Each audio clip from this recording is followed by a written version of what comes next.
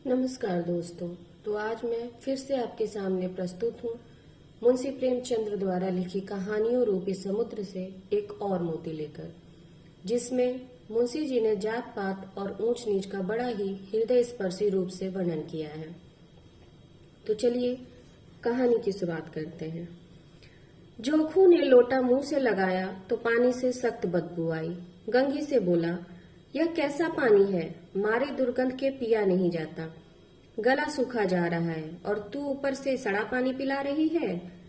गंगी प्रतिदिन शाम को पानी भर लिया करती थी। कुआं दूर था, बार बार आना जाना मुश्किल था। कल वह पानी लाई तो उसमें बदबू बिल्कुल नहीं थी। आज पानी में बदबू कैसी? लोटा नाक से लगाया तो सचमुच में बदबू थी। जरूर कोई जानवर कुएं में गिरकर मर गया होगा, मगर दूसरा पानी आवे कहाँ से? ठाकुर के कुएं पर कौन चढ़ने देगा? दूर से ही लोग डांटेंगे। साहू का कुआं गांव के उस सिरे पर है, लेकिन वहां भी कौन पानी भरने देगा? चौथा कुआं गांव में नहीं है। जोखू कई दिनों से बीमार था। कुछ देर तो प्यास रोके चुपचाप पड़ा रहा, फिर बोला, अब तो मारे प्यास के रहा नहीं जाता, ला इसी पानी को दे, नाक बंद करके थोड़ा पी लूं। लेकिन गंगी ने पानी नहीं दिया। वह इतना तो जानती थी कि खराब पानी पीने से बीमारी और बढ़ जाएगी, लेकिन वह यह नहीं जानती थी कि पानी को उबाल देने से उसकी खराबी जाती रहती है। बोली, इस पानी को कैसे पियोगे? ना जाने कौन सा जानवर मरा पड़ा है, मैं दूसरे कुएं से पानी ला देती हूँ। यह सुनकर जोखू ने उसकी ओर आश्चर्य से देखा और बोला, दूसरा पानी कहाँ से लाएगी? गंगी बोली, ठाकुर और साहू के दो कुएं तो हैं, क्या वे एक लोटा पानी भी नहीं देंगे? जोखू बोला, हाथ पांव तोड़वाने का इरादा है क्या? चुपचाप बैठी रह, ब्राह्मण देवता आशीर्वाद देंगे, ठाकुर लाठी मारेंगे, साहू जी 1 के 5 लेंगे। गरीबों का दर्द कौन समझता है? अगर हम मर भी जाते हैं तो कोई द्वार पर झांकने तक नहीं आएगा। कंधा देना तो दूर की बात है, क्या ऐसे लोग कुएं से पानी भरने देंगे? इन शब्दों में कड़वा सत्य था। गंगी क्या जवाब देती? फिर भी उसने वह बदबूदार पानी पीने को ना दिया। रात का समय था, सारे मजदूर थके मांदे सो चुके थे। ठाकुर के दरवाजे पर 10-5 बेफिक्रे जमा थे। मैदानी बहादुरी का ना तो अब जमाना रहा है, न मौका। कानूनी बहादुरी की बातें हो रही थीं। कितनी होशियारी से ठाकुर ने थानेदार को एक खास मुकदमे में रिश्वत दी थी और साफ निकल गए। कितनी अक्लमंदी से एक मार्के के मुकदमे की नकल ले आए। नाजिर और मोहतमीम सभी कहते थे नकल नहीं मिल सकती। कोई 50 मांगता, कोई 100। यहाँ बेपैसे कौड़ी नकल उड़ा दी।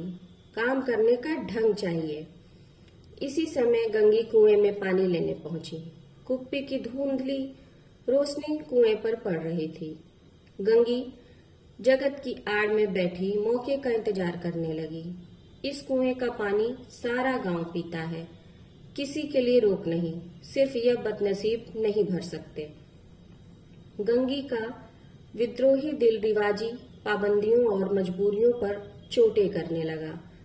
हम क्यों नीच हैं और ये लोग क्यों ऊंचे हैं? इसलिए कि ये लोग गले में तागा डाल लेते हैं। यहाँ तो जितने हैं एक से एक छठे हैं। चोरी ये करें, जाल फरेब ये करें, झूठे मुकदमे ये करें। अभी इस ठाकुर ने तो उस दिन बेचारे गरड़िए की एक भेड़ चुरा ली और बाद में मारकर खा गया। इन्हीं पंडित जी के घर में तो 12 मास जुआ होता है। यही साहू जी तो घी में तेल मिलाकर बेचते हैं। काम करा लेते हैं, मजदूरी देने में नानी मरती हूँ। किस बात में है हमसे ऊंचे? हाँ, मुंह में जरूर हमसे ऊंचे हैं। हम गली गली चिल्लाते नहीं है कि हम ऊंचे हैं। हम ऊंचे हैं। कभी गांव में आ जाती हूँ तो रस भरी आंखों से देखने लगते हैं, जैसे सबकी छाती पर सांप लौटने लगता है। लेकिन घमंड यह कि हम ऊंचे हैं। गंगी इन्हीं विचारों में खोई हुई थी। तभी कुएं पर किसी के आने की आहट हुई। गंगी का दिल धड़कने लगा, कहीं देख न ले तो गजब हो जाएगा। उसने जल्दी से घड़ा और रस्सी उठा ली और चुपचाप झुककर चलती हुई एक पेड़ के अंधेरे साए में जा खड़ी हुई। कब इन लोगों को दया आती है किसी पर। बेचारे मंगू को इतना मारा कि महीनों लहू थूकता रहा, इसलिए कि उसने बेगार ना दी थी। उस पर ये लोग ऊंचे बनते हैं।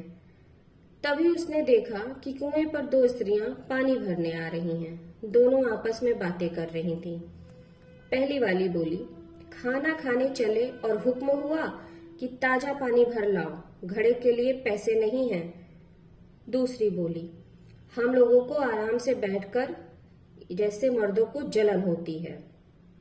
पहली बोली, हाँ यह तो ना हुआ कि कलसिया उठाकर भर लाते, बस हुक्म चला दिया कि ताजा पानी लाओ, जैसे हम लौंडिया ही तो हैं। दूसरी बोली, लौंडिया नहीं तो और क्या हो तुम, रोटी कपड़ा नहीं पाती, 10-5 रुपए छीन छपट कर ले ही लेती हो, और लौंडिया कैसी होती हैं। पहली, मत लजाओ दीदी, छिन भर आराम करने को भी तरस कर रह जाती हूँ। इतना काम किसी दूसरे के घर देती तो इससे कहीं आराम से रहती। ऊपर से वह एहसान मानता है। यहाँ काम करते करते जाओ, लेकिन किसी का मुंह ही नहीं सीधा होता। जब दोनों स्त्रियां पानी भरकर चली गईं, तो गंगी वृक्ष की छाया से निकली और कुएं के जगत के पास आई। बेफिक्रे चले गए थे। ठाकुर भी दरवाजा बंद कर आंगन में सोने जा रहे थे। गंगी ने क्षणिक सुख की सांस ली। किसी तरह मैदान तो साफ हुआ। अमृत चुरा लाने के लिए जो राजकुमार किसी जमाने में गया था, वह भी शायद इतनी सावधानी से समझ बूझकर ना गया होगा। गंगी दबे पांव कुएं के जगत पर चढ़ी। विजय का ऐसा अनुभव उसे पहले कभी ना हुआ था। फिर उसने रस्सी का फंदा घड़े में डाला। दाएं बाएं चौकन्नी दृष्टि से देखा, जैसे कोई सिपाही रात को शत्रु के किले में सुराग कर रहा हो।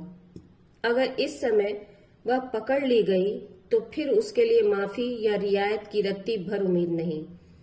अंत में भगवान का नाम लेकर उसने अपने दिल को मजबूत किया और घड़ा कुएं में इस प्रकार डाला कि जरा भी आवाज नहीं हुई। गंगी ने 2-4 हाथ जल्दी जल्दी मारे और घड़ा कुएं की मुंडेर तक खींच लिया। कोई बड़ा पहलवान भी इतनी तेजी से उसे ना खींच सकता था। मगर जैसे ही गंगी ने झुककर घड़े को जगत पर रखने के लिए हाथ से पकड़ना चाहा कि तभी ठाकुर साहब का दरवाजा खुल गया और गंगी के हाथ से रस्सी छूट गई। रस्सी के साथ ही घड़ा भी धड़ाम से पानी में गिर गया। ठाकुर, कौन है, कौन है, पुकारते हुए कुएं की तरफ आ रहे थे और गंगी जगत से कूदकर भागी जा रही थी।